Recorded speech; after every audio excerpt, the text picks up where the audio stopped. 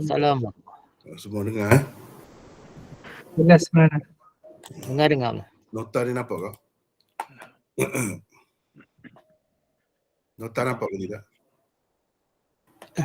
Jelas. Kemudian dapat dah ke nota ni.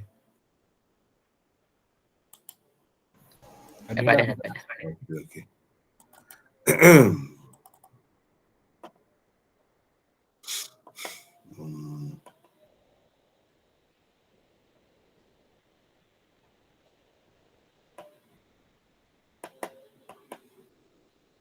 Kitab ni nampak kau?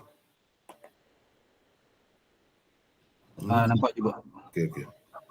Baik, bismillahirrahmanirrahim. Alhamdulillahirabbil alamin. Wassalatu wassalamu ala asyrafil mursalin wa ala alihi wa ashabihi ajma'in.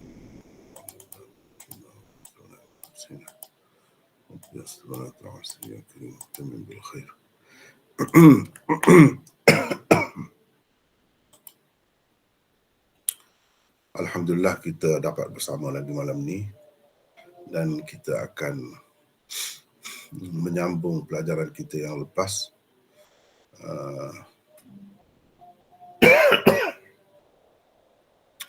7 hadis telah pun kita pelajari sebelum ini. Malam ni insya-Allah kita akan belajar hadis yang ke-8 pula. Di bawah, masih lagi di bawah bab pertama. Iaitu masih lagi di bawah bab ni ya. Kitab At-Taharah, bab At-Takhalli 'inda qada'il hajah.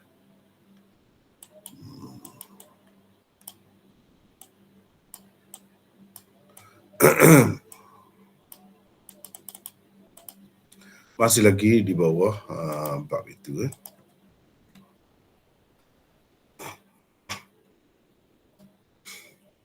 Baiklah, terlebih dahulu sebelum kita bincangkan dengan lebih detail,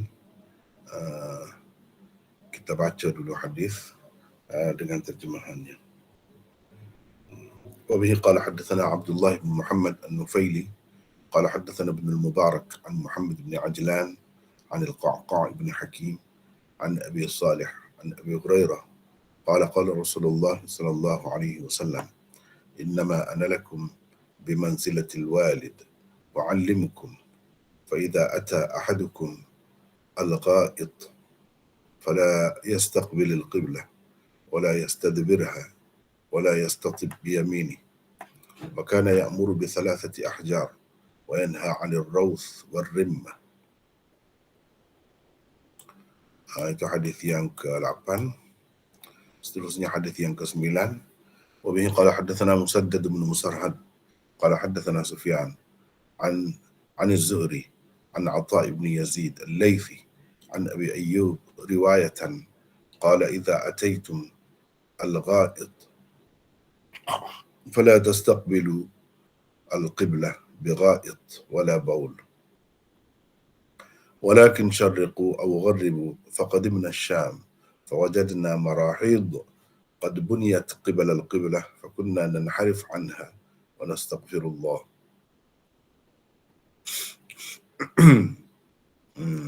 Sekadar itulah dulu malam ni. Itu pun kalau sempat kita habiskan, alhamdulillah. Kalau tidak, setakat mana yang sempat sajalah. Hadis yang ke-8 riwayat Abdullah bin Muhammad Ad-Dufaili. Imam Abu Dawud mengambilnya daripada Abdullah bin Muhammad An-Nufaili. Beliau meriwayatkan kepada kami, kata Imam Abu Dawud, katanya Ibnul Mubarak meriwayatkan kepada kami daripada Muhammad bin Ajlan, daripada Al-Qa'qa' bin Hakim, daripada Abi Salih, daripada Abi Hurairah. Beliau berkata, Rasulullah sallallahu alaihi wasallam bersabda, sesungguhnya aku bagi kamu semua seperti seorang ayah. Aku hendak mengajar kamu. Apabila seseorang daripada kamu hendak buang air, janganlah ia menghadap kiblat. Jangan pula membelakanginya. Dan jangan beristinja dengan tangan kanannya. Dan baginda juga menyuruh agar beristinja dengan 3 biji anak batu, serta melarang beristinja dengan kotoran yakni tahi binatang dan tulang usang. Hadis yang ke-9, Musaddad bin Musarhad meriwayatkan kepada kami, kata Imam Abu Daud, katanya Sufyan, maksudnya bin Uyainah, meriwayatkan kepada kami daripada Az-Zuhri, daripada Atha bin Yazid Al-Laythi, daripada Abi Ayyub radhiyallahu anhu, sebagai riwayat daripada Rasulullah sallallahu alaihi wasallam. Baginda bersabda, apabila kamu mendatangi tempat membuang air, maka janganlah kamu menghadap kiblat pada ketika membuang air besar dan membuang air kecil. Akan tetapi menghadaplah ke timur atau ke barat. Setelah kami datang ke Syam, kami dapati tanda-tanda setelah dibina menghadap kiblat. Kami berpaling daripadanya dan memohon ampun kepada Allah. Itulah dua hadis yang kita baca tadi bersama dengan terjemahannya.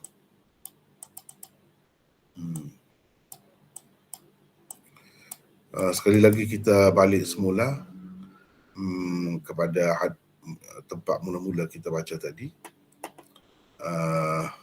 untuk membincangkannya dengan lebih terperinci lagi. Yang pertamanya, Imam Abu Daud meriwayatkan hadis ini daripada gurunya Abdullah bin Muhammad An-Nufaili. Siapakah Abdullah bin Muhammad An-Nufaili itu? Serba sedikit kita berkenalan dengan perawi-perawi ini. Mana-mana yang belum kita berkenalan lagi, elok kita berkenalan dengannya. Siapa Abdullah bin Muhammad An-Nufaili? Beliau ialah Abdullah bin Muhammad bin Ali bin Nufail Al-Quda'i An-Nufaili Al-Harrani Al-Hafiz.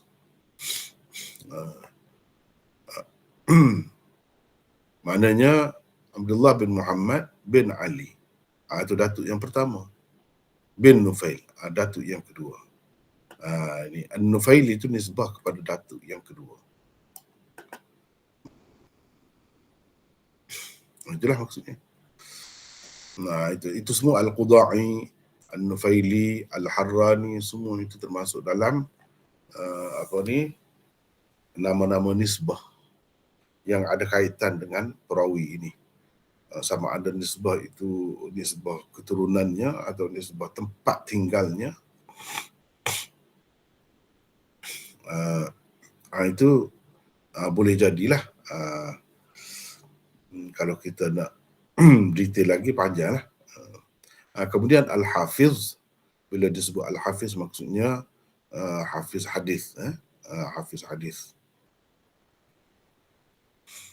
Bukan Hafiz itu maksudnya Hafiz Quran. Kalau dalam kitab-kitab rijal hadis ini, bila dia sebut Al-Hafiz, maksudnya Hafiz hadis.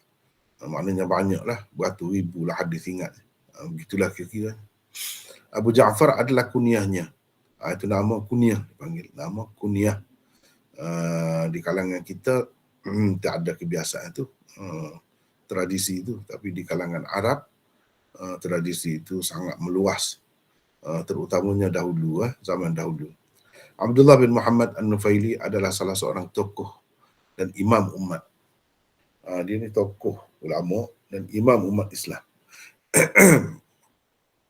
Beliau juga seorang perawi yang thiqah, lagi ma'mun. Thiqah dipercayai, ma'mun maknanya riwayat-riwayatnya itu aman untuk diterima. Tidak ada yang tidak baiklah kira-kiranya. Meninggal dunia pada tahun 234 Hijrah. Itu tentang Abdullah bin Muhammad An-Nufaili. Baik. Beliau meriwayatkan kepada kami, katanya Ibnul Mubarak meriwayatkan kepada kami. Jadi siapa yang meriwayatkan hadis ini kepada dia? Kepada Abdullah bin Muhammad An-Nufaili, Ibnul Mubarak. Siapa Ibnul Mubarak? Beliau ialah Abdullah bin Al-Mubarak bin Wadih Al-Hanzali, maula mereka, Al-Marwazi. Jadi Ibnul Mubarak itu Mubarak tu ayah dia lah. Abu Abdurrahman adalah kunyahnya. Beliau adalah salah seorang tokoh, imam dan Syekhul Islam. Salah seorang yang dipanggil Syekhul Islam. Selain merupakan seorang perawi yang thiqah, teguh, faqih, alim, pemurah dan pejuang. Pejuang itu maknanya selalu keluar berjihad, berperang dengan orang-orang kafir di zamannya. Mana dalam jihad lah, jihad yang dilancarkan di zaman dia tu, dia sentiasa ikut serta. Dilahirkan pada tahun 118 Hijrah dan meninggal dunia pada tahun 181 Hijrah. Terkenal Abdullah ibn Mubarak. Meriwayatkan kepada kami daripada Muhammad bin Ajlan. Muhammad bin Ajlan. Ibn Mubarak mengambil hadis ini daripada Muhammad bin Ajlan. Siapa pula Muhammad bin Ajlan? Sampai di sini saya nak minta sesiapalah daripada peserta kita sambung, iaitu daripada nota 44 ni dan seterusnya. Sebahagiannya telah saya baca tadi. Siapa Muhammad bin Ajlan Al-Qurashi Al-Madani? Teruskan, siapa nak baca silakan. Boleh. Siapa ni? Hazim. Hazim baca. Al-Qurashi Al-Madani, Abu Abdullah adalah kunyahnya. Muhammad bin Ajlan adalah salah seorang ulama yang beramal dengan ilmunya dan imam yang saduq lagi masyhur. Ahmad ibnu Ma'in, ibnu Uyainah, Abu Hatim, An-Nasai dan Abu Zur'ah mengatakan beliau thiqah. Tetapi Bukhari telah menyebutnya sebagai salah seorang yang dhaif. Imam Bukhari hanya meriwayatkan hadisnya secara ta'liq sahaja. Imam Muslim pula hanya mengambil riwayatnya untuk mutaba'ah semata-mata. Beliau tidak berhujah dengan riwayatnya. Az-Zahabi di dalam Mizanul I'tidal berkata, imam-imam kita dari kalangan mutaakhirin mengatainya dia sudut keburukan ingatannya. Di sudut. Mengatainya tu takallama fihi. Itu terjemahan takallama fihi, memperkatakan. Yang ini mengatainya, mentajrihkannya, menjarahkannya. Jarahkannya tu bukan di sudut adalahnya, tapi di sudut dhabtnya. Itu maksud keburukan ingatan, su'il hifz. Di sudut su'ul hifz, buruknya ingatannya tidak baik. Walaupun dari sudut pemahamannya apa tu mungkin lain. Itu dari sudut ingatannya. Itu makna mengatai. Sekejap kita tengok di sini. Muhammad bin Ajlan, cuba tengok ni. وقد تكلم المتأخرون من أئمتنا في سوء حفظه. Itu takallama tu saya terjemah dengan makna mengatai. Mengatai ini kata yang tidak baik lah. Kalau kita tengok dalam kamus Melayu ni, maksudnya mengatai itu, gitulah maksudnya. Mana tadi?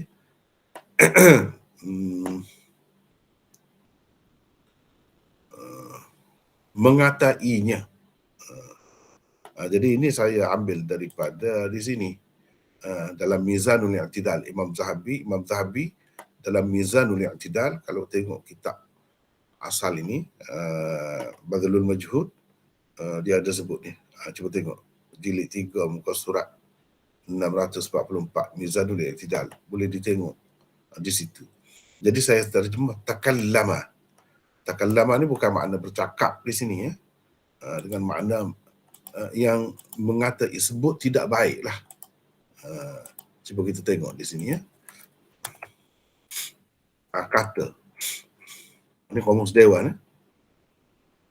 Dia mengatakan, mengata-ngatai. Ini mengeluarkan perkataan yang kurang sedap terhadap, bercakap buruk tentang orang dan lain-lain, mencaci, mencerca dan sebagainya. Maknanya itulah, lebih kurang begitulah. Jadi takallama itu dengan makna mengatai. Mengatai itu kena faham makna sebut sesuatu yang tidak baiklah. Kalau dalam bahasa istilahnya menjarahkannya. Mengatai maksudnya menjarahkannya, mentajrihkannya. Itu maksud takallama. Bukan bercakap pasal dia saja, tidak. Bercakap sebut perkara yang tidak baik lah, tapi itu tak termasuk dalam mengumpat. Itu telah dibincangkan oleh ulama kita, ulama-ulama rijal. Bila dia bincang tentang perawi-perawi ini, dia sebut itu ini yang tak baik lah, kekurangan orang itu tidak termasuk dalam bab mengumpat. Boleh kata begitu dalam keadaan perlu. Ini perlulah ni untuk menjaga hadis Nabi SAW. Teruskan Hazim baca. Imam-imam kita dari kalangan mutaakhirin mengatainya di sudut keburukan ingatannya. Kata Yahya Al-Qattan, dia muttarib, yakni tidak tetap dalam meriwayatkan hadis Nafi'. Kata Malik bin Anas, Ibnu Ajlan tidak mengetahui benda-benda ini. Dia tidak alim. Ibnu Ajlan berada dalam kandungan ibunya selama 3 tahun. Perut ibunya dibedah setelah ia meninggal dunia. Dan Ibnu Ajlan dikeluarkan dalam keadaan telah bergigi, yakni telah tumbuh gigi-giginya. Ajlan, yakni ayah Muhammad, adalah maula bagi Fatimah binti Walid bin Utbah bin Rabi'ah bin Abdi Syams. Muhammad bin Ajlan meninggal dunia pada tahun 148 Hijrah. Jadi di sini kalau kita perhatikan di sini, Imam Malik kata Ibnu Ajlan tidak mengetahui benda-benda ini. Apa benda-benda ini? Kalau kita tengok dalam Badlul Majhud, ni. Qala Malik bin Anas, lam yakun Ibnu Ajlan ya'rifu hadhihi al-ashya' wa lam yakun 'aliman. Ini kita terjemah daripada sini. Tapi kalau kita tengok dalam Al-Manhalul 'Adzbul Mawrud, boleh tengok sini.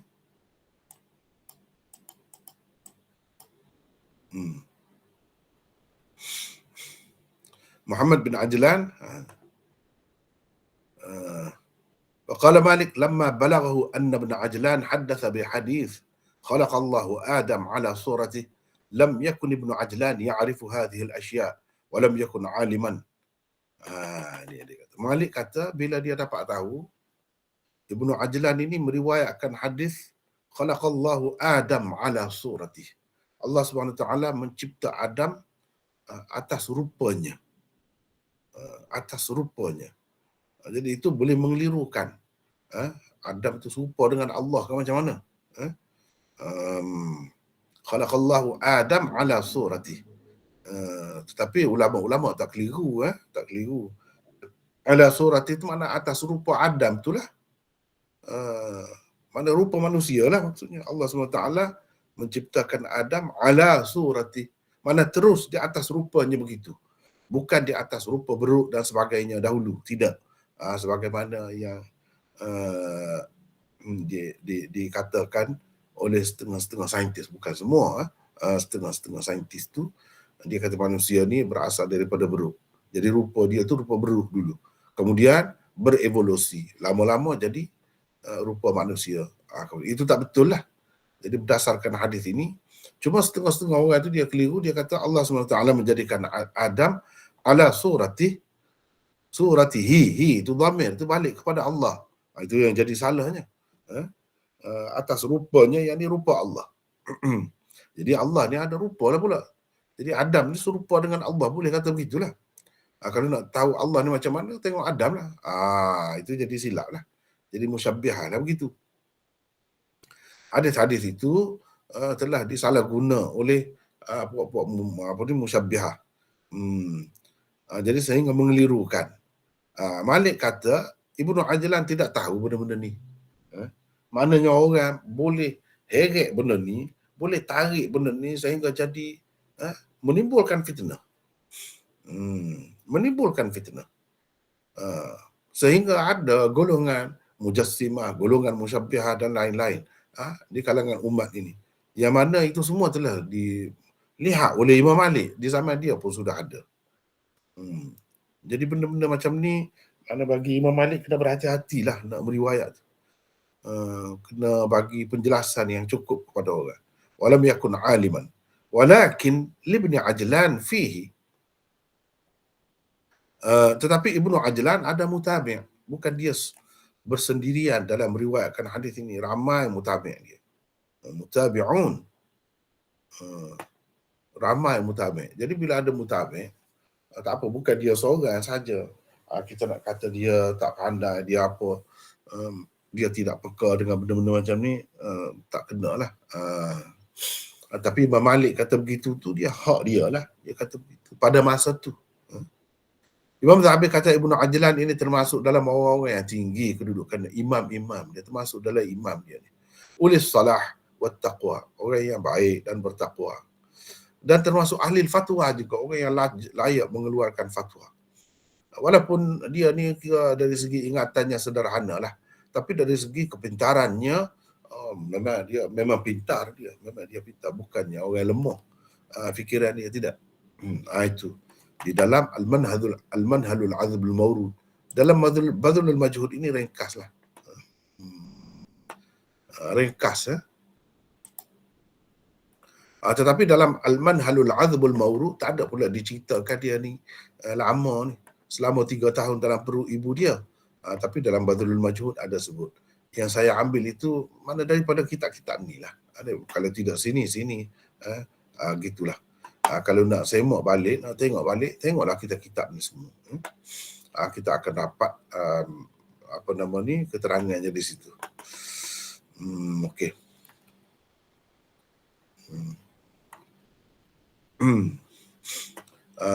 Perut ibunya dibedah setelah ia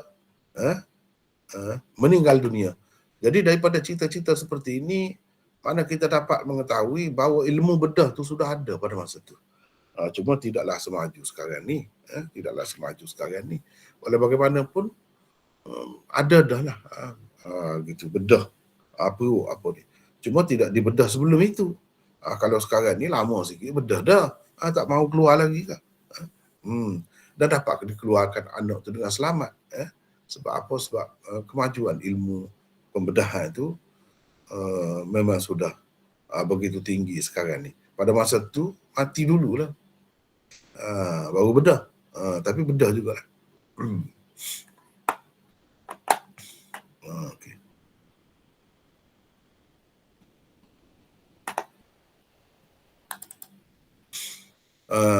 Daripada Al-Qa'qa' bin Hakim, Ibnu Ajlan meriwayatkan hadis ini daripada Al-Qa'qa' bin Hakim.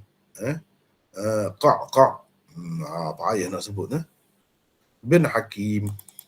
Siapa dia ni? Al-Kinani Al-Madani. Ahmad dan Ibnu Ma'in berkata thiqah. Dia ni perawi thiqah.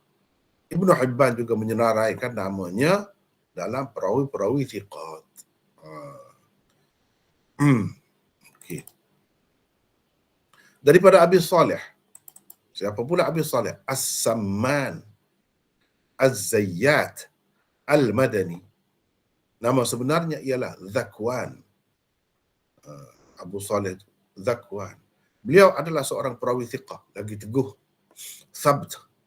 Kerjanya ialah membawa masuk minyak dari luar ke Kufah. Sebab itu dinamakan, digelarkan dia dengan As-Samman. As-Samman itu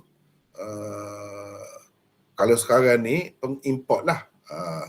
Pengimport. Zaman dulu dia bawa daripada luar tu masuk minyak sapi. Samman daripada samnun, minyak sapi. Az-Zayyat bukan minyak sapi saja yang dibawanya, yang dijualnya, tetapi minyak-minyak lain, zait. Minyak-minyak lain pun dia jual juga. Jadi itu kerjanya. Kerjanya Abu Salih ni. Dan dia seorang yang perawi yang kuat lah. Beliau meninggal dunia pada tahun 101 Hijrah.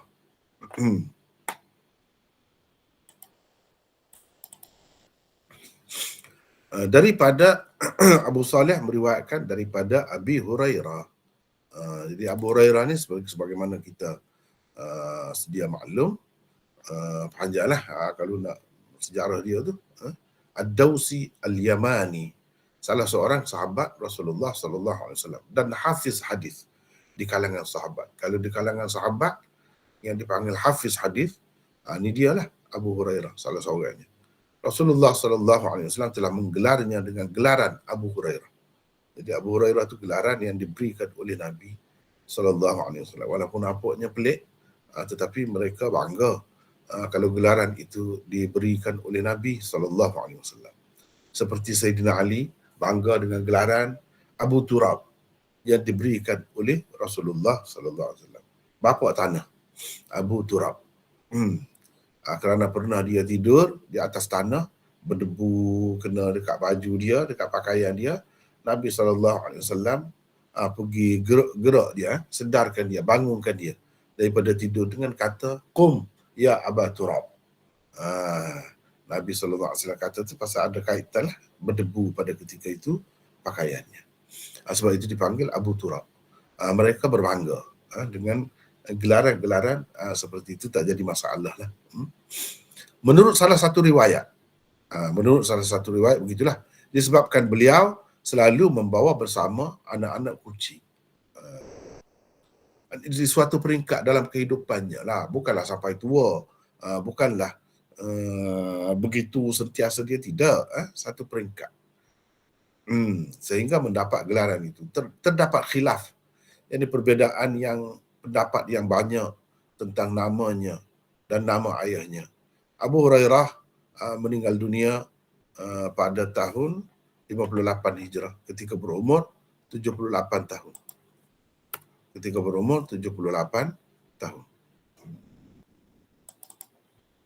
Baik, beliau berkata, Rasulullah sallallahu alaihi wasallam bersabda, sesungguhnya aku bagi kamu semua seperti seorang ayah.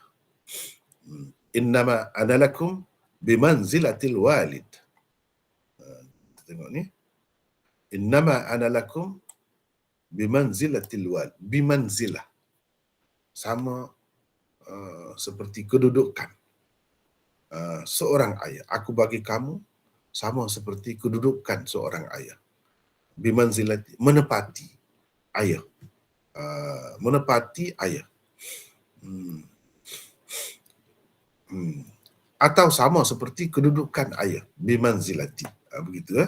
Ini terjemahan bagi bimanzilati. Seperti ayah. Itu nak mudah lah kita terjemah. Aku bagi kamu seperti seorang ayah. Tak ada bezanya. Tak ada bezanya. Baik. Kenapa Nabi SAW kata begini? Baik. Lafaz riwayat An-Nasa'i dan Ibnu Majah ialah innama ana lakum mithlul walid. Jadi kalau kita terjemah seperti pun boleh juga. Ada juga riwayat yang lain sebut mithlu. Jadi bimanzilati itu sama maknanya dengan mithlu. Sesungguhnya aku bagimu seperti ayah. Tidak salah lah, tidak perlulah kita terikat nak terjemah tu sama dengan kedudukan misalnya, tak perlu gitu. Terdapat sedikit tambahan selepasnya di dalam riwayat Ibnu Majah, iaitu li waladihi innama ana lakum mithlul walidi li waladihi. Ada tambahan begitu. Aku bagi kamu, sesungguhnya aku bagimu seperti ayah bagi anaknya. Ayah dengan anak macam mana? Jadi aku dengan kamu pun macam itulah juga.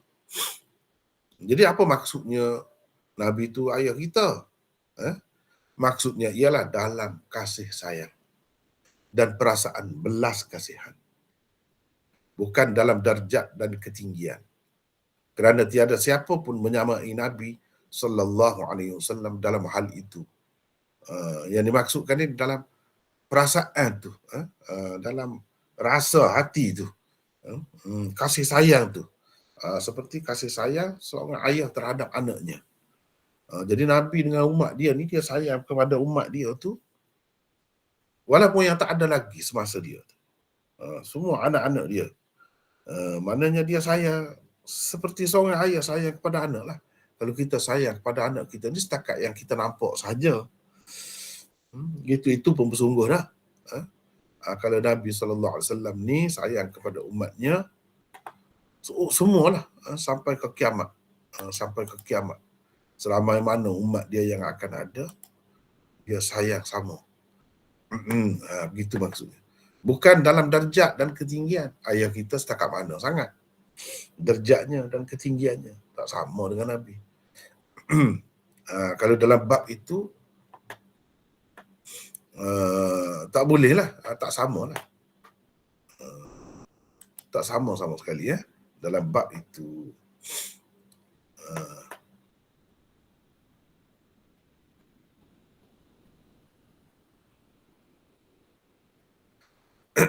begitulah. Dalam bab darjat kedudukan tidak sama.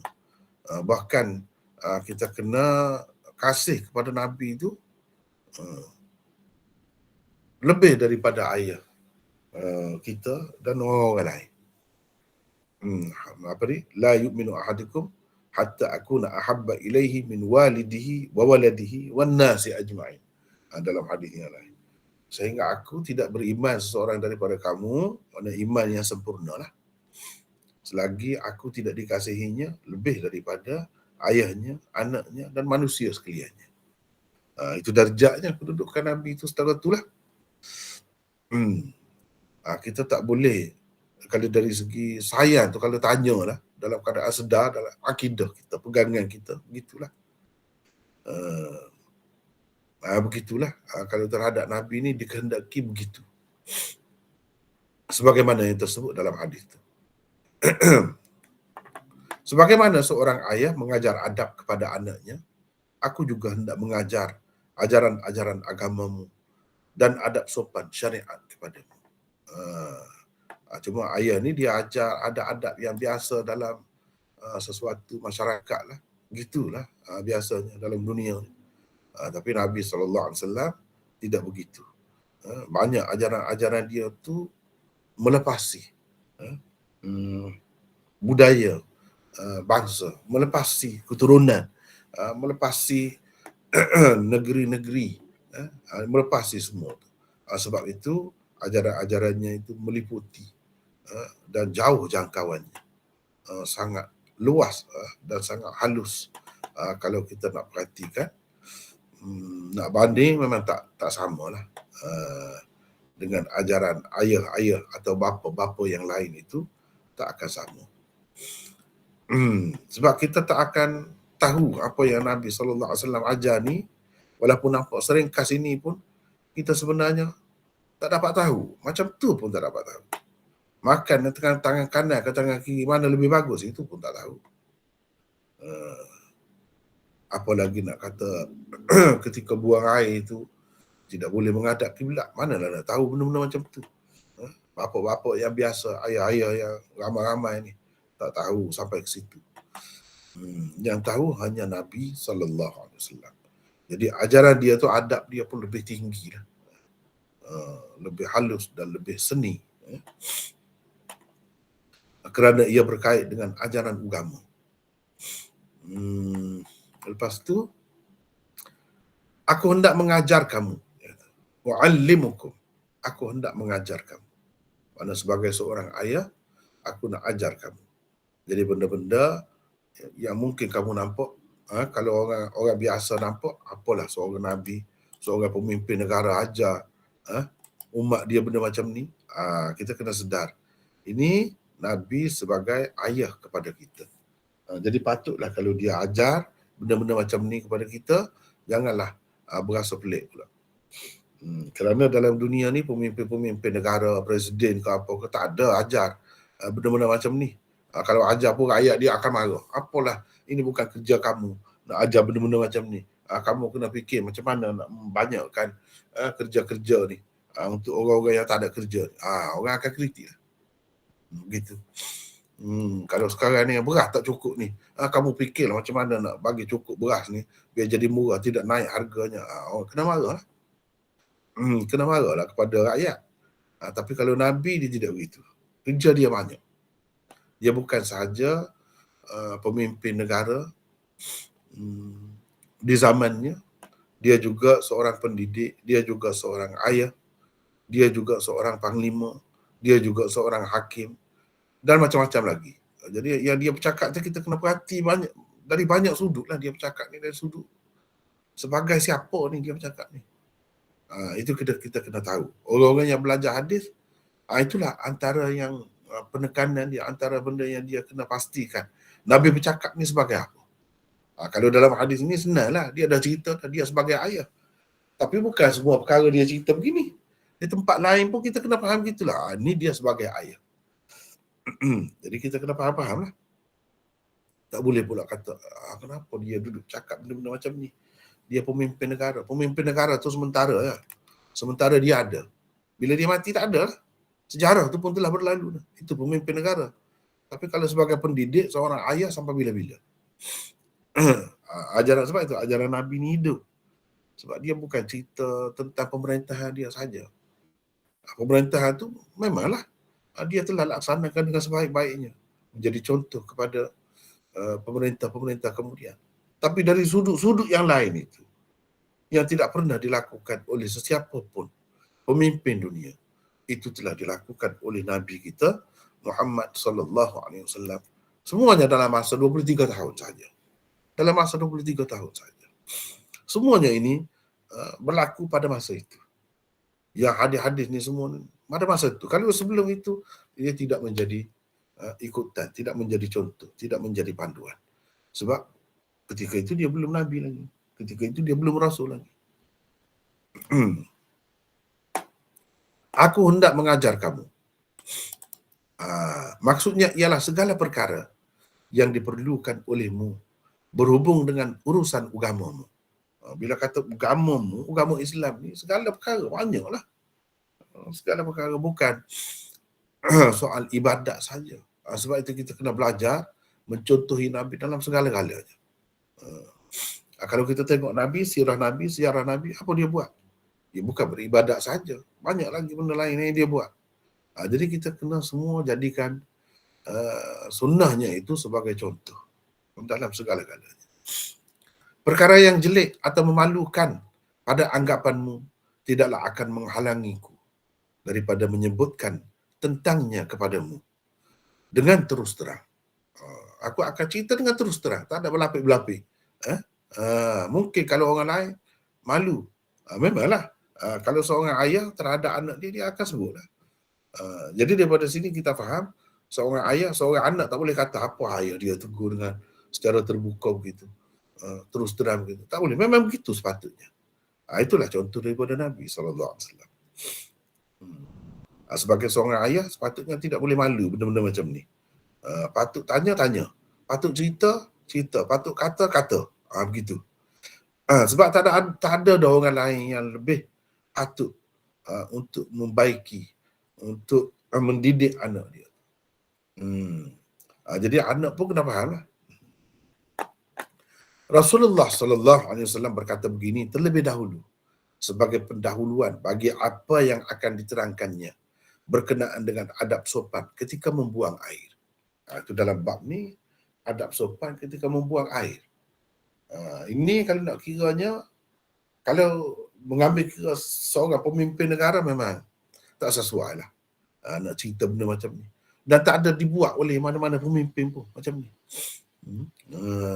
Tapi oleh kerana tugas Nabi itu bukan sebagai pemimpin negara sahaja, tetapi juga sebagai ayah, sebagai bapa kepada umatnya, jadi wajarlah, patutlah kalau Nabi SAW menceritakan perkara-perkara seperti ini juga. Sebabnya ialah manusia pada kebiasaannya malu menyebut tentangnya di hadapan orang-orang besar atau sudah berumur.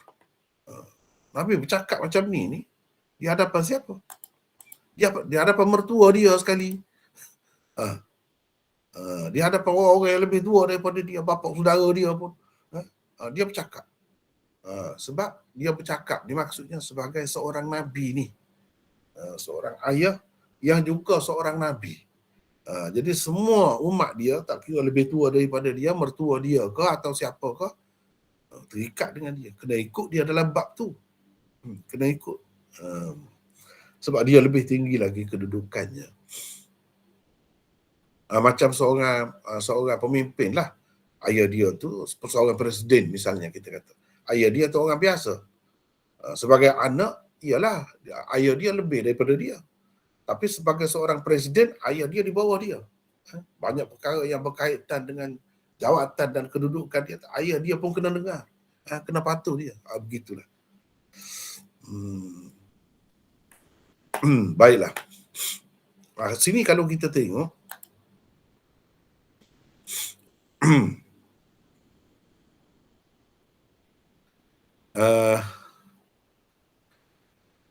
kalam ta'nis kata dia. Sebagaimana ayah mengajar adab kepada anaknya, begitulah aku pun hendak mengajar kamu urusan agama kamu. Aku nak ajar adab-adab syarak kepada kamu. Baik, nombor 3 di sini dalam kitab. Kata Ibnu Ruslan, saya dah tunjuk dah sebelum ni, syarah Ibnu Ruslan itu,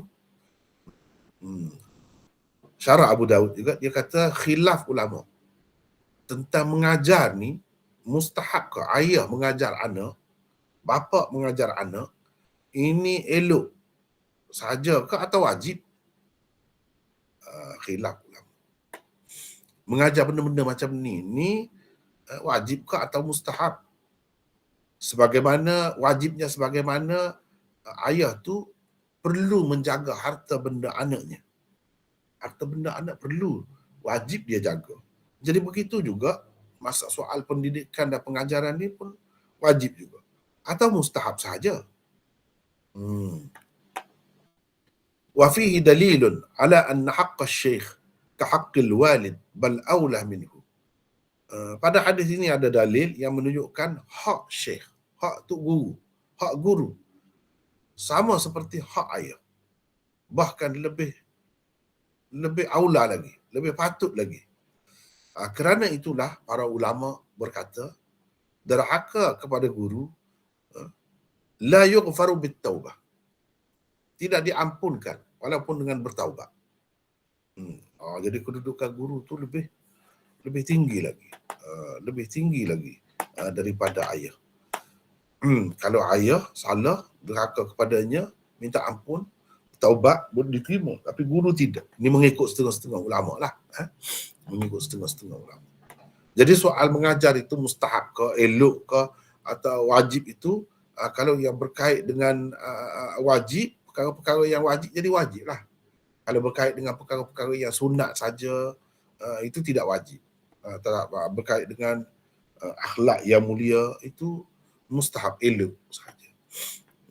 Kalau kita tidak dapat mengajar sendiri, maka kita bertanggungjawab menyerahkan anak kita kepada orang lain untuk diajar perkara-perkara yang wajib itu, atau perkara-perkara yang baik-baik itu, yang mustahab itu, kita kena serah kepada orang lain lah kalau kita tidak mampu.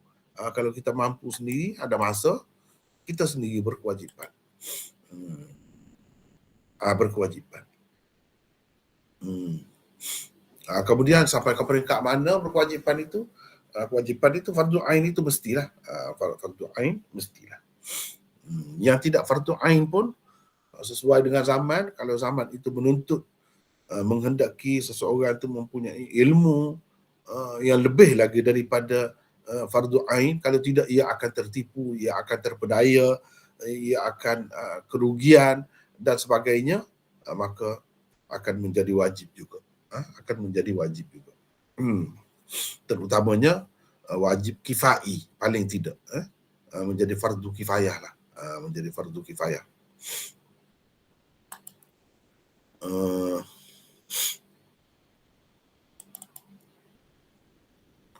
Apabila seseorang daripada kamu hendak buang air, janganlah ia menghadap kiblat, jangan pula membelakanginya, dan jangan beristinja dengan tangan kanannya. Ini sebelum ni pun kita sudah bertemu dah hadis yang melarang kita pada ketika buang air itu menghadap kiblat ataupun membelakanginya. Jadi tengok baliklah pelajaran yang lepas itu. Khilaf ulama tentang hukumnya juga kita telah bincangkan dengan panjang lebar sebelum ini.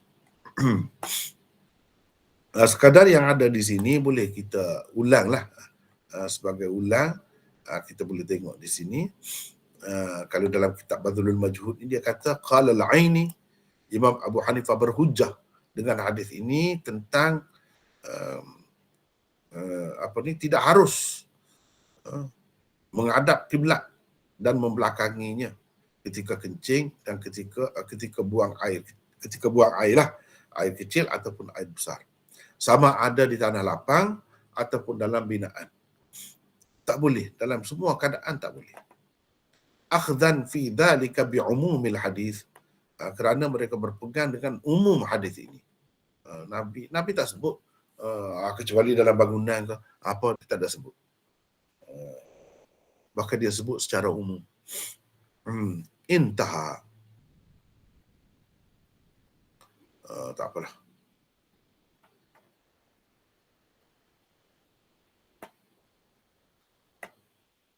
Riwayat yang kedua daripada Imam A'zam, yakni Imam Abu Hanifah rahimahullahu taala, istidbar itu tidak dilarang, membelakangi kiblat itu tidak dilarang. Ini pendapat yang kedua. Pendapat yang pertama beliau menghadap ke membelakangi ke tak boleh, kedua-duanya tak boleh. Tapi pendapat yang kedua daripada beliau ada diriwayatkan daripada beliau bahawa istidbar membelakanginya tidak mengapa. Sebab apa? Sebab ada hadis Ibnu Umar yang akan datang. Hadis tu dua hadis lepas ni ada dia sebut, iaitu kata Ibnu Umar, aku naik ke atas bumbung rumah. Aku ternampak Rasulullah SAW berada di atas dua batu bata dengan menghadap ke arah Baitul Maqdis ketika qada hajatnya. Jadi hadis ini menunjukkan Nabi SAW menghadap Baitul Maqdis, dan Baitul Maqdis itu adalah kiblat pada masa itu. Ataupun beberapa ketika lah, di mana di permulaan zaman Nabi SAW berada di Madinah tu, memang menghadap kepada Baitul Maqdis lah, semayang apa semua. Jadi ini menunjukkan bolehlah mustaqbilah Baitul Maqdis. Jadi dalam keadaan menghadap Baitul Maqdis, bila menghadap kepada Baitul Maqdis berarti Kaabah sudah ada di belakang. Sudah ada di belakang. Itu berarti membelakangi Kaabah lah. Dan itu boleh. Tapi Halabi dalam syarah kabirnya berkata yang sahihnya ialah pendapat yang pertama itu. Kerana bila sabda Nabi berlawanan dengan perbuatannya, perlu diterjihkan kata-kata. Hadis qauli perlu diterjihkan, diutamakan berbanding hadis fi'li. Jadi yang Ibnu Umar tengok tu perbuatan Nabi. Nabi buat, Nabi melakukan begitu. Adapun hadis yang kita baca ni, Nabi larang. Nabi hadis qauli orang panggil.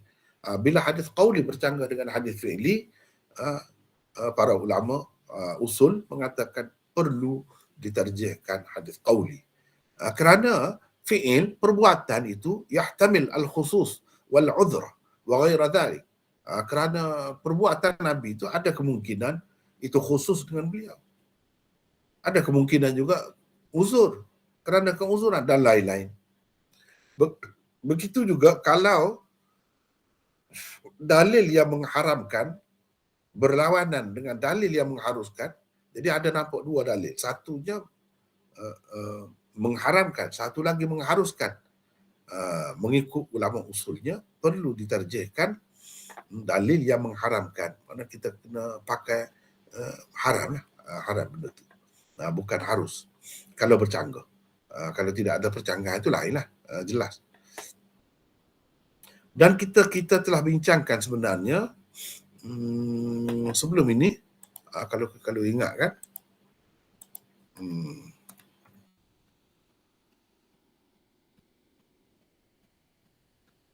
sekejap.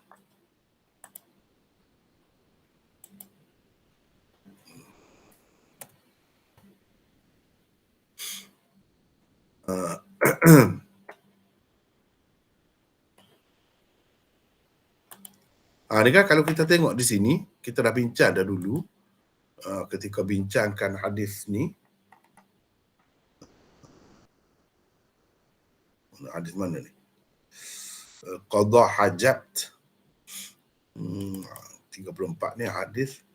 Ni ketika kita bincangkan ni bab karahiyat istiqbalil qiblah inda qada'il hajat. Sebelum ni, hadis sebelum ni, kita dah bincang dari sini tentang perbezaan pendapat ulama tentang boleh ke tidak menghadap kiblat. Cuba tengok sini. Di bawah ini adalah perinciannya. Yang pertama, dilarang secara mutlak. Yang kedua, diharuskan secara mutlak, dan seterusnya. Panjang ni kita dah bincang dah. Ada 8 pendapat. Ada 8 pendapat. Baik. Yang dilarang secara mutlak tu pendapat, ia merupakan pendapat Abu Ayyub Al-Ansari pada hadis yang kita baca tadi. Mujahid, Ibrahim An-Nakhai, Al-Thawri, Abu Thawr dan Ahmad dalam satu riwayat daripadanya. Dalam satu riwayat daripadanya. Jadi Imam Ahmad ada 2 riwayat. Ibnu Hazm di dalam Al-Muhalla menulis, itu juga adalah pendapat Abu Hurairah, Ibnu Mas'ud, Suraqah bin Malik, Atha Al-Auza'i dan ramai lagi dari kalangan salaf yang terdiri daripada para sahabat dan tabi'in. Secara mutlak di mana menghadap pun tak boleh, membelakangi pun tak boleh. Itu secara mutlak. Di padang ke, di tanah lapang ke, di tempat tertutup ke tak boleh. Hafiz Ibn Hajar pula menyebutkan bahawa itulah yang masyhur dinukilkan daripada Abu Hanifah dan Ahmad. Imam Abu Hanifah. Dan yang masyhur daripada pendapat Ahmad itu. Itu juga merupakan pegangan Abu Thawr. Yalah, inilah. Tengok sini lah. Tengok sini. Jadi kalau nak tengok tentang siapa yang berpendapat kata tak boleh dan siapa yang kata boleh tu, kita tengok dalam perbincangan yang lalu.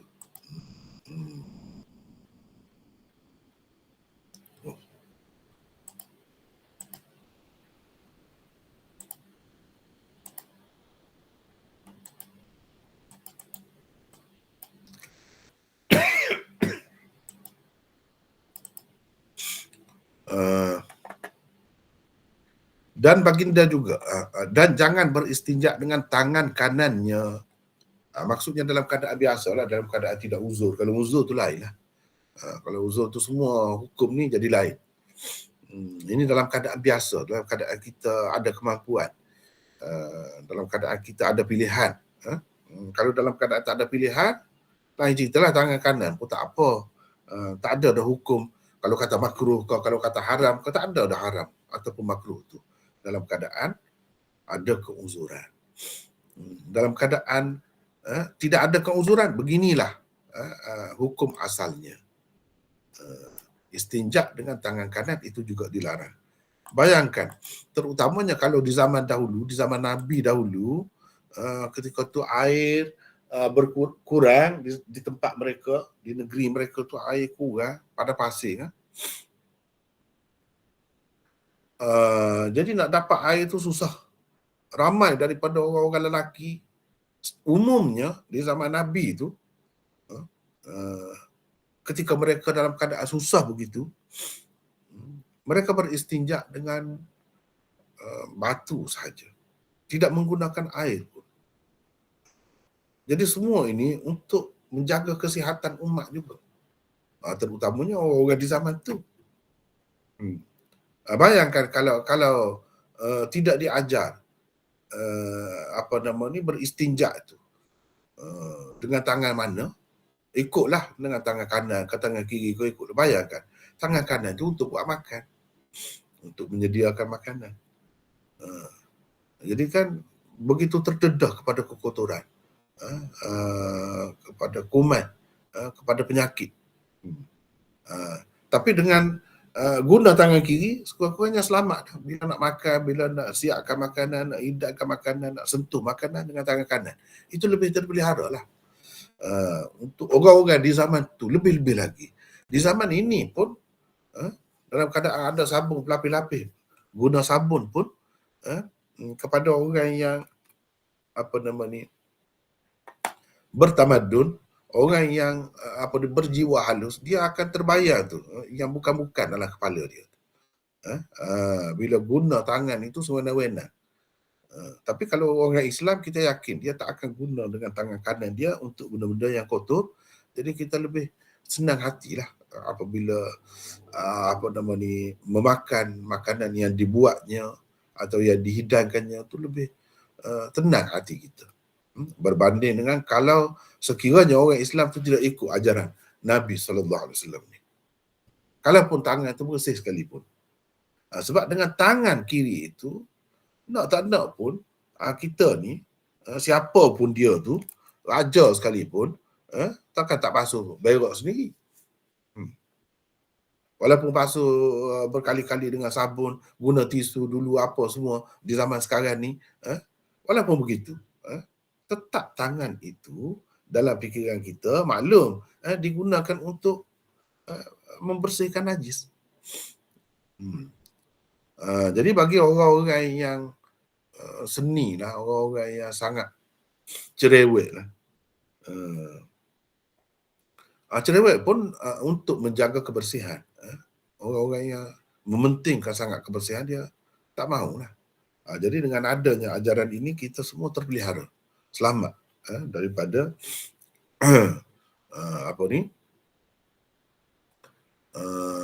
daripada menggunakan tangan kanan. Yang digunakan juga untuk membasuh najis, kita selamat. Selamat. Begitu jugalah untuk membasuh najis anak dan sebagainya pun, kena utamakan tangan kiri. Itu yang Nabi SAW ajar, bukan untuk kita sendiri saja. Anak-anak yang kita basuh tu pun kena guna tangan kiri, bukan tangan kanan.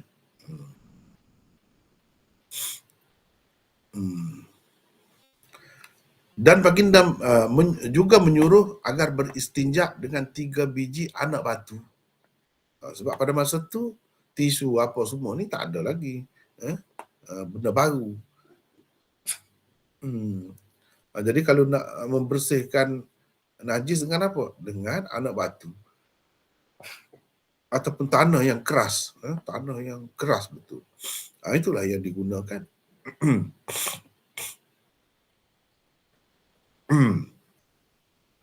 Serta melarang beristinja dengan kotoran. Kotoran itu maksudnya tahi binatang dan tulang usang, tulang yang sudah lama. Itu dilarang kita menggunakannya. Baik, boleh siapa baca di sini? Silakan. Siapa baca? Silakan. Mana siapa baca? Silakan. Mana? Sila. Walaupun di dalam hadis ini disebutkan tulang usang, namun yang dimaksudkan ialah tulang secara umum.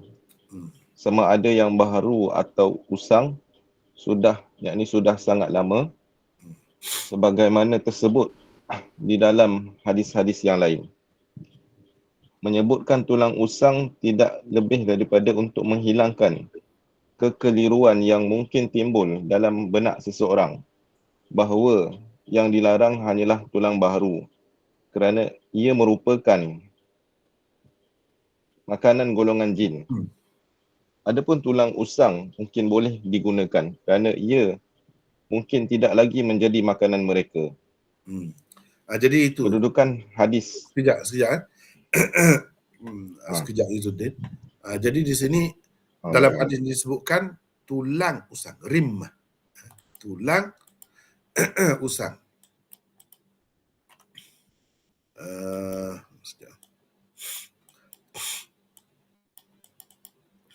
Ni rimmah maknanya tulang usang. Kenapa disebut tulang usang? Sedangkan dalam hadis sebelum ni disebut azm, tulang. Tulang itu umum. Tulang baru ke tulang lama. Jadi faedah digunakan lafaz ini ialah untuk menghilangkan kekeliruan. Mungkin kita kata kalau tulang usang tu kiranya tidak jadi makanan kepada jin dah lah. Dah lama dah. Habis dah lama dah. Isi-isi dia yang melekat di situ pun tak ada dah. Jadi bolehlah. Mungkin kita fikir begitu. Jadi dengan adanya lafaz ini memasukkan semua tulang. Tulang yang lama pun. Jangan kita fikir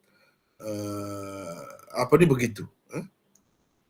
Bahkan ia juga tidak boleh digunakan. Maknanya mungkin masih lagi tetap ia menjadi makanan kepada golongan jin juga, walaupun sudah lama. Kalau kita mengambil illat dia kenapa dilarang ni? Menghormati makanan. Jadi maknanya masih lagi merupakan makanan kepada mereka. Sebab walaupun sudah lama pun dilarang juga. Jadi illatnya kenapa? Menghormati saudara-saudara kita jin, mana jin Islam. Kerana itu menjadi makanan mereka. Jadi kalau kita kata rimah ni dilarang juga, maknanya ia masih lagi menjadi makanan kepada mereka.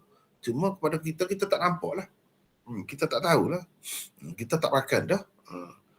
Kalau tulang biasa dia berbual dah. Gitu. Begitu. Kepada mereka tidak. Menunjukkan begitu. Menunjukkan begitu. Jadi dalam hadis sebelum ni kita dah bincang dah. Mengikut setengah-setengah ulamanya, illat larangan ini ialah kerana ia makanan. Dan makanan itu perlu dihormati. Makanan itu perlu dihormati. Tak kira lah makanan manusia ke, makanan jin ke. Dengan sebab itulah tak boleh. Walaupun tak ada sebut roti, tak sebut roti. Berdasarkan qiyas, termasuklah juga roti sebab ia makanan. Makanan manusia lebih-lebih lagi lah. Kita kata kalau nasi tu susah sikit nak bayangkan macam mana nak digunakan untuk istinja tu. Tapi kalau roti kering, boleh. Mungkin boleh roti kering tu digunakan.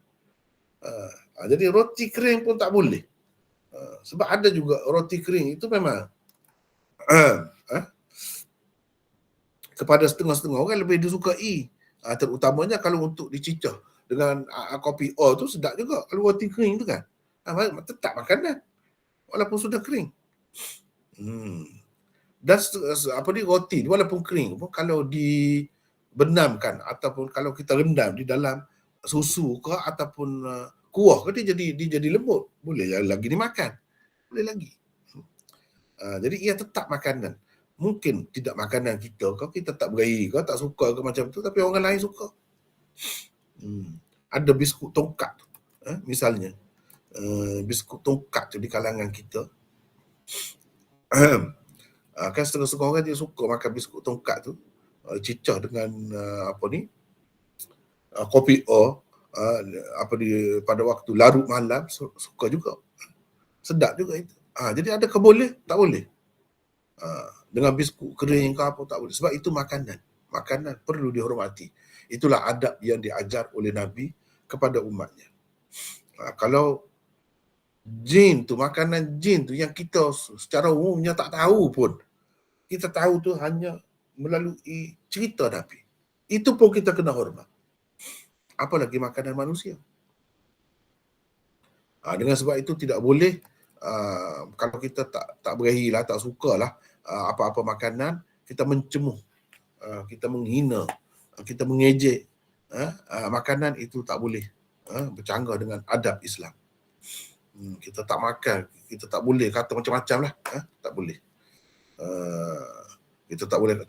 Contohnya kita kata surah tu, kita jejek seperti tahi kerbau, kita kata tak boleh macam tu. Itu saya sebut tu contoh saja.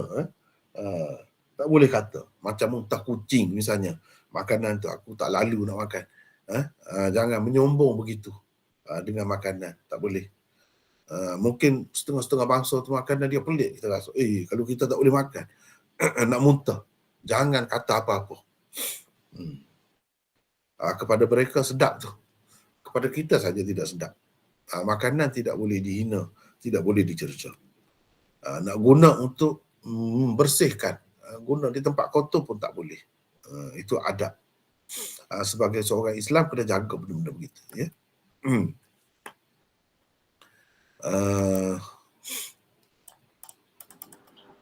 Seterusnya mana tadi? Izzuddin, baca lagi, teruskan.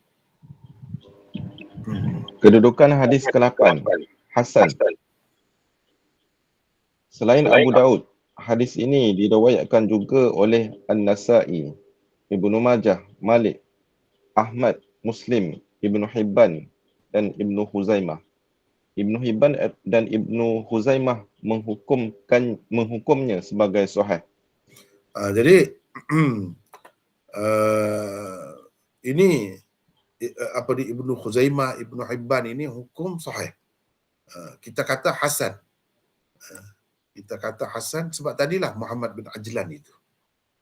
Muhammad bin Ajlan itu dia perawi yang kurang sikit. Sebab itu dia turun jadi darjatnya jadi hasan. Tapi bukan mengikut penilaian semua orang ya. Mengikut penilaian ramai orang, dia tu okey je. Cuma Imam Bukhari, Imam Muslim,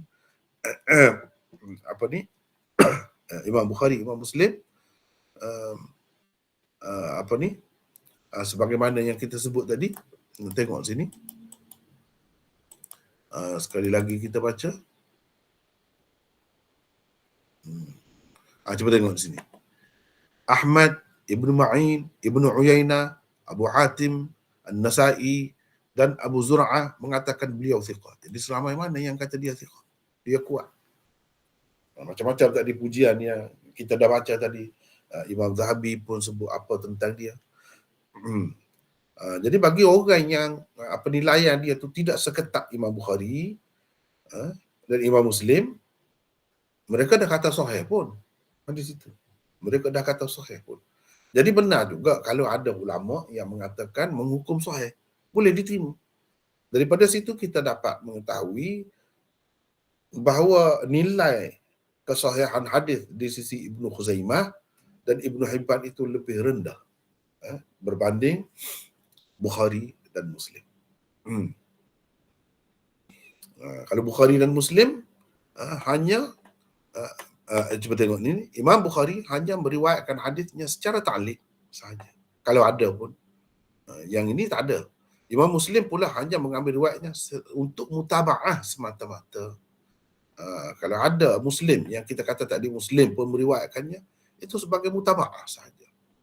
Bukan sebagai riwayat usul. Jadi sebagai riwayat mutaba'ah boleh dah kita terima. Jadi kita nampak di situ syarat Imam Bukhari dan Imam Muslim itu lebih ketat. Orang lain dah kata sahih.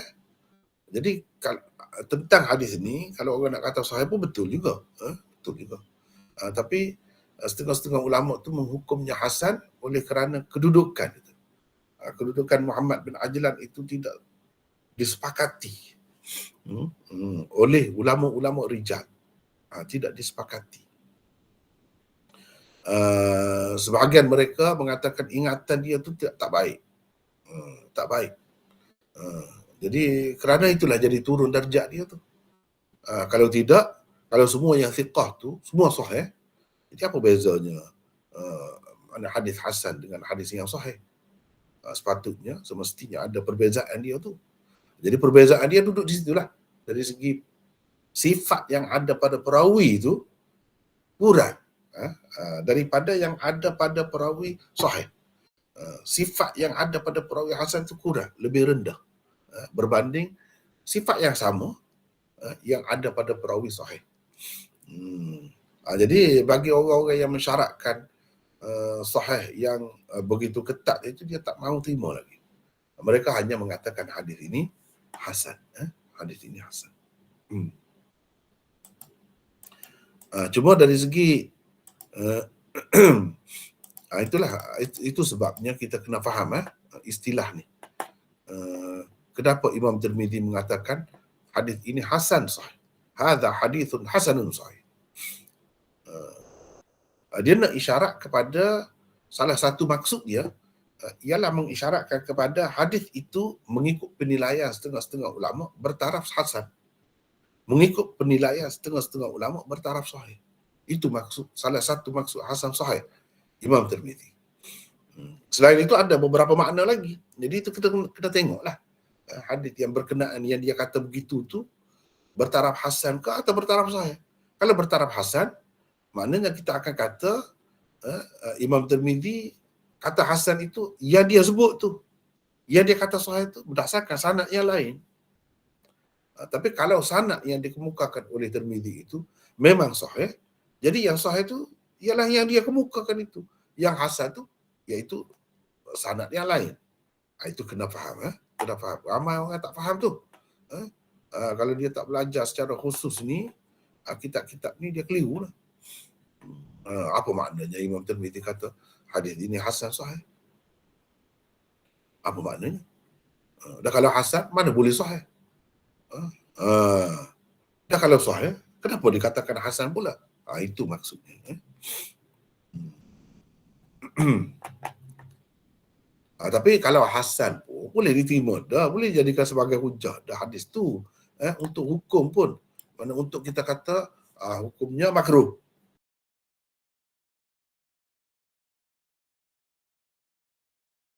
Semua berkait dengan hukum. Dalam bab hukum, hadis hasan dah boleh digunakan. Dah boleh digunakan. Apalagi kalau kita tengok hadis-hadis yang kandungan dia sama seperti hadis ni, cuma lafaz dia lain, sanad lain yang lebih sahih. Ada pun. Memang ada pun. Dalam Bukhari apa pun ada. Lagilah. Mana? Jadi bukan hadis ini saja, saluran riwayat ini saja yang adanya. Bagi hadis ini, banyak lagi yang lain. Jadi itu tak jadi menyebabkan hadis itu jadi kurang, tak ada timbul masalah itu. Tak ada timbul masalah itu. Boleh faham ke tidak? InsyaAllah. Boleh faham? Mana lagi yang lain-lain senyap ni? Ada mana? Ada Maulana. Ada. Okey. Jadi kena baca baliklah sebab ramai daripada kita ni yang saya maklumnya ikuti juga kelas yang lain kan.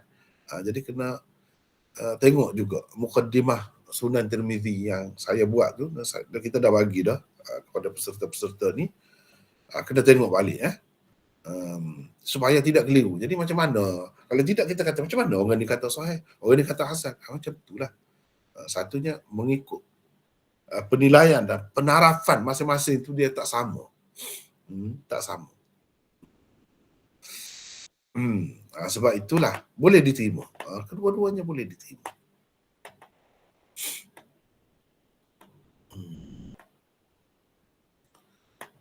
Kemudian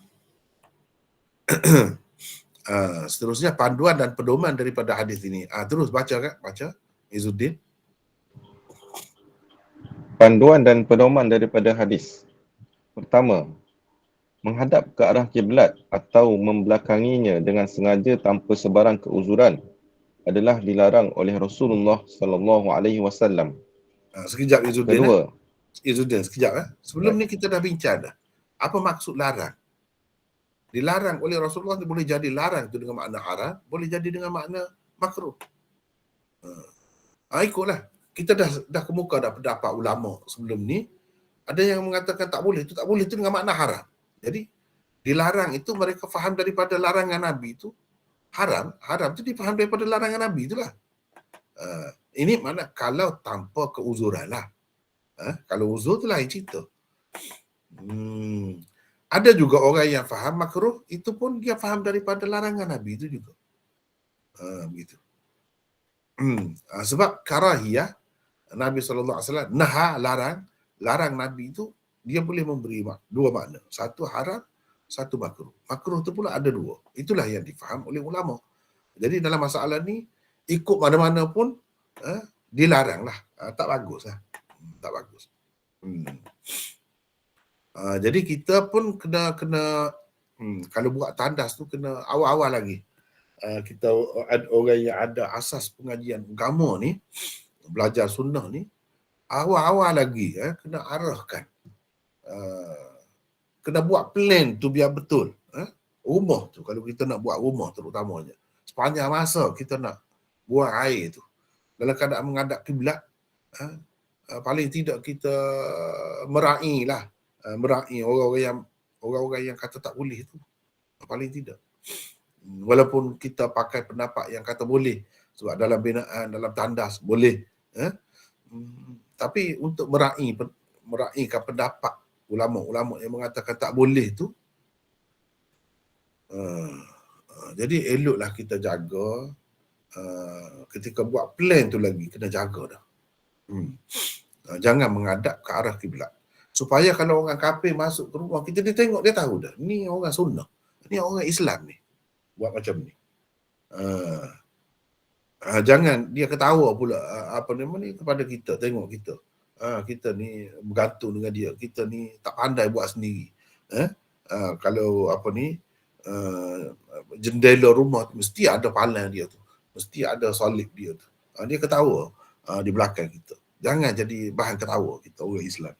Mana biar ada reka cipta sendiri, biar ada kepandaian sendiri.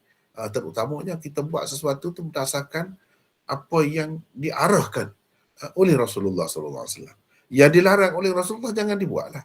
Cuba kita mengelaklah. Itu maksudnya. Benda ni bukan serengkas itu, sesimpel itu yang kita tengok tu. Tidak. Bahkan dia pergi lebih jauh lagi. Sampai ke peringkat nak buat design, nak buat plan, nak buat apa pun kena ambil kira.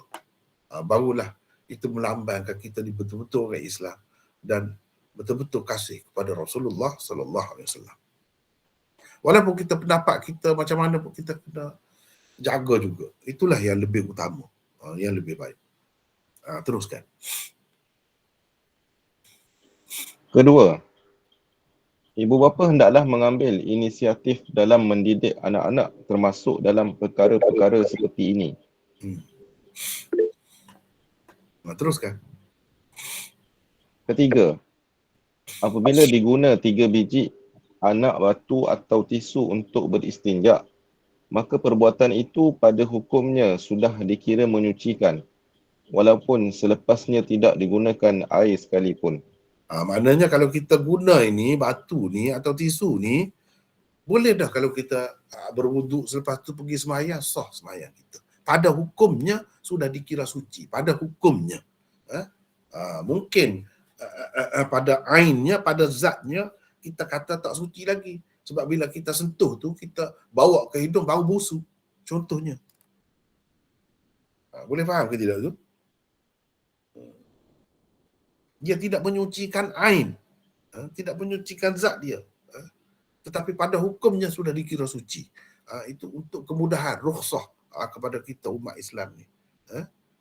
Kita tidak menghadapi keadaan itu, ialah mudahlah kita nak kata apa-apa, tapi kalau kita menghadapi keadaan itu baru tahu.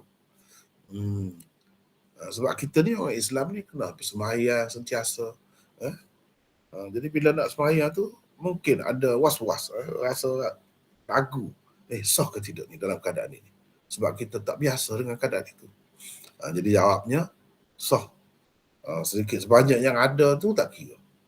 Kita kena sekarang ni kita kena tengok orang kafir. Orang kafir tu tak guna langsung pun air, tisu dia guna. Dalam keadaan ada air pun tak guna. Okey pun, tak ada apa pun masalahnya. Kita ni tidak guna setiap waktu dengan cara begitu, dalam keadaan terdesak sahaja. Lebih-lebih lagi lah boleh. Jadi orang kafir pun tak ada alasan nak mengejek kita kerana benda-benda macam ni. Kalau kita pergi di negara-negara kafir lah, negara bukan Islam, bilik air dia tu, tempat buat air tu tak ada air langsung. Ambil kita situ. Nak tahu macam mana kita nak buat. Tisu saja ada. Pergilah ke England ke, pergilah ke Singapura saja. Singapura paling dekat dengan kita. Kalau di airport dia tu. Itu berdasarkan pengalaman saya tengok sendiri. Saya masuk sendiri. Memang tak ada air. Jadi kita nak buat macam mana? Guna itu. Selesai masalah. Jangan susah beragama. Kita beragama, belajar ni jadi mudah. Kita faham dalam keadaan ni, kita pakai gitu saja. Orang kafir yang bau wangi-wangi macam-macam, berlapis-lapis air wangi tu, sebenarnya oleh kerana tidak Islam, mereka tak dapat rahsia ni. Tidak dapat. Dalam keadaan ada air pun mereka tetap kotor. Pada hakikatnya busuk. Pada hakikatnya. Cuma apa dia orang kata di ditampal, tampal saja di sebelah luar saja wangi. Hakikatnya lelaki perempuan semua kotor. Nasib baiklah kita ni Islam ni, bila ada air kita guna air lah. Itulah bahan bersuci yang paling sempurnanya, menghilangkan, menyucikan bukan pada hukum sahaja, tapi menyucikan ain, dan zat najis tu hilang betul. Itu kelebihan kita lah. Teruskan Izzuddin.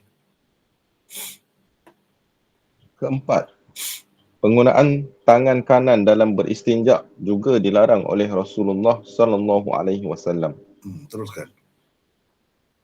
Kelima, beristinja dengan tahi binatang yang telah kering, sama ada yang halal dimakan ataupun tidak. Dan beristinja dengan tulang binatang juga dilarang oleh baginda.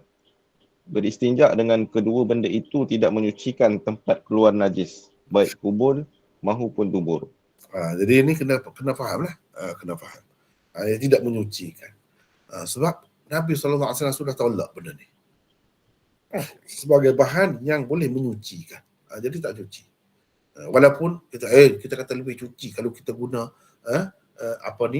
tulang anak banding dengan anak batu tu. Mungkin kita kata begitu. Tak boleh. Tak boleh begitu.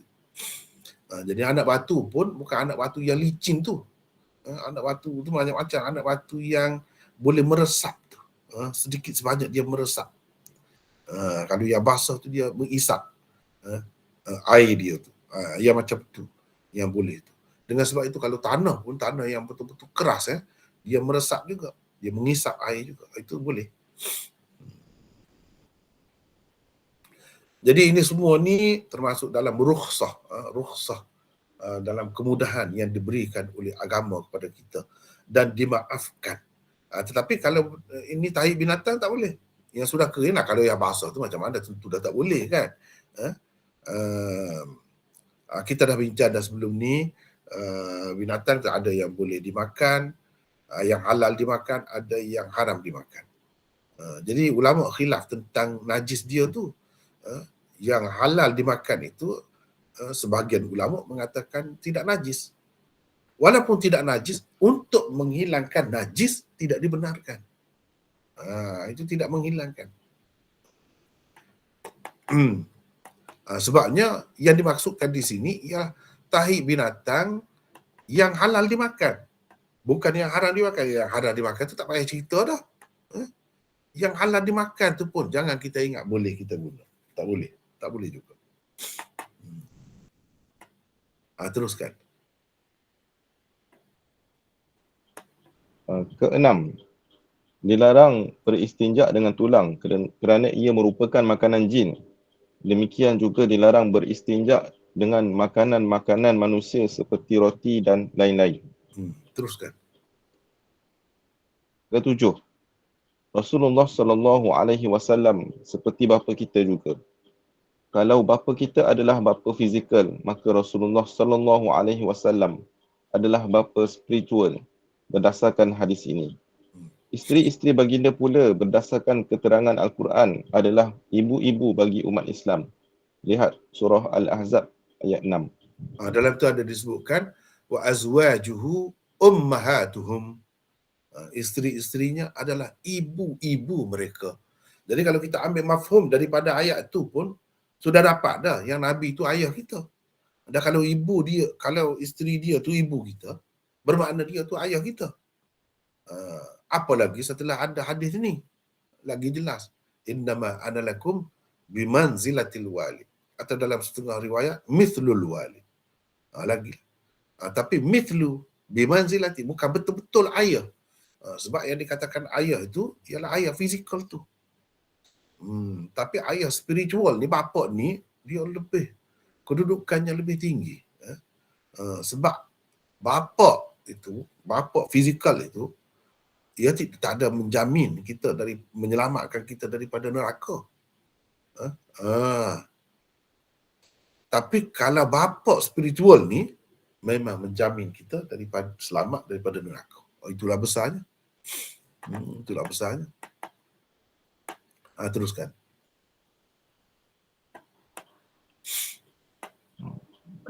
ke-9 tak? 8. Ke-8 adalah menjadi tanggungjawab ibu bapa mengajarkan kepada anak-anak apa-apa yang diperlukan oleh mereka untuk menghadapi kehidupan, terutamanya yang berkaitan dengan urusan keugamaan, walaupun sekali pandang ia hanya merupakan perkara-perkara temeh. Jadi misalnya anak tu bagi kotor kalau perempuan, kena bimbing dia. Kena bagi tahu dia macam mana cara nak suci apa, sebab itu berkait dengan agama semua tu. Nak kencing, nak apa semua tu, kadang-kadang budak-budak ni kalau tak bagi tahu benda-benda yang kecil-kecil tu pun dia tak tahu sebenarnya. Kadang-kadang belajar sampai universiti pun guna tandas tu pun tak betul lagi. Tak pandai lagi. Itu sebab ibu bapa ni perlu membimbing anak-anak. Teruskan. Ke-9, jangan sekali-kali menganggap hukum-hukum atau ajaran-ajaran agama itu perkara remeh-temeh. Daripada sekecil-kecil hukum agama hinggalah sebesar-besarnya, semuanya tetap berguna dan berfaedah kepada manusia. Seperti yang kita tengok tadilah, memang berguna. Dan kita tidak mungkin tahu. Nampak kecil, tapi kita tak dapat tahu. Kalau kita nak serahkan kepada fikiran kita manusia biasa ni, tak akan dapat. Walaupun sekecil itu. Cuba kita tengoklah sekarang ni. Orang kafir maju dah macam mana, masih lagi guna tangan kiri, tangan kanan, ikut sukalah untuk membersihkan najis, untuk makan, suka hati. Masih lagi. Sampai sekarang ni, mana dia tahu?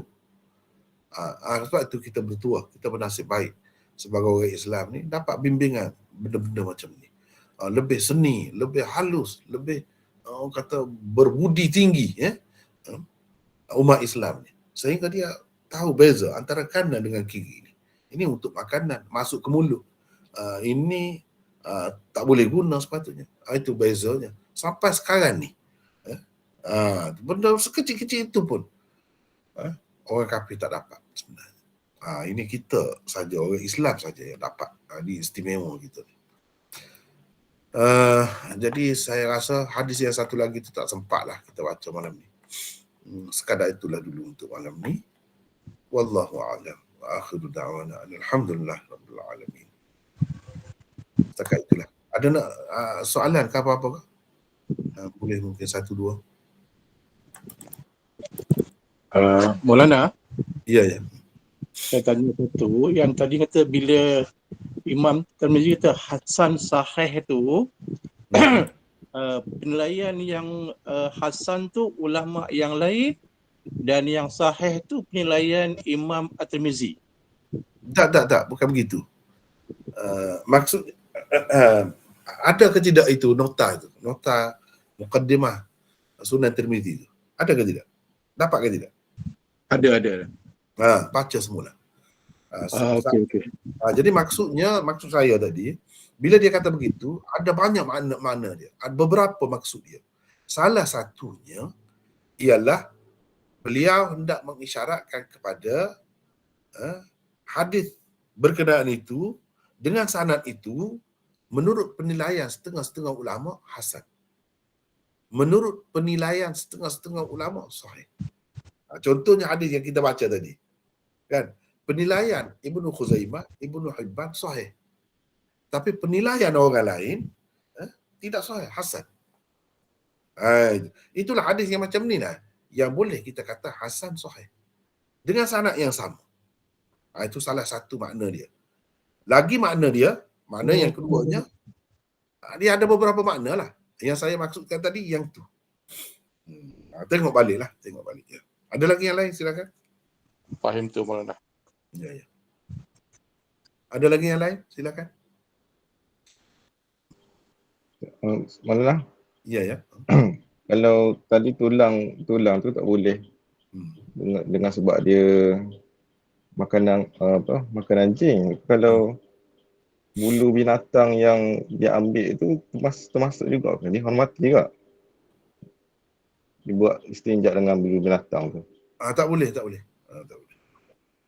Kita kena kalau apa ni, kertas tak apa, tisu tu.